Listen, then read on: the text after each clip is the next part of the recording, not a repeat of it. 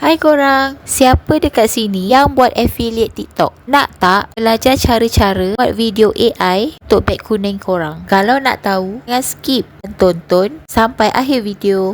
Jom kita mula. Okey, video yang first ni Kak Syah try untuk cuba-cuba je. Tapi tak sangka, setiap bulan ada je masuk sale. Tak banyak, sikit pun jadi. Dah lah free je. Korang tak nak ke? Video yang ni pun sama.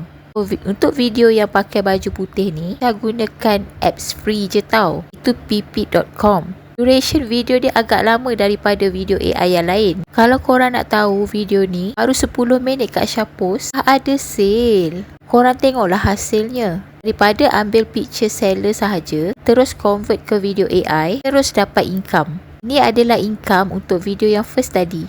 Daripada bulan Julai sampai September. Nak buat video AI ni tak susah korang. Korang pandai setting prompt sahaja. Korang kena pandai berimajinasi untuk wujudkan satu keadaan, menunjukkan atau menggambarkan produk tu supaya nampak menarik. Okay, ini adalah contoh Kak Syah buat AI video di pp.com. So, korang boleh tengok prompt yang Kak Syah tulis tu. Macam tu je. Tak payah panjang-panjang. Kak Syah sendiri tak pandai nak reka ayat. So, mudahkan korang pun boleh try. Okey, tu saja. Kalau korang rasa video ni bermanfaat, tolonglah like dan share dan subscribe. Subscribe tu percuma je guys. Kita jumpa di next video. Bye.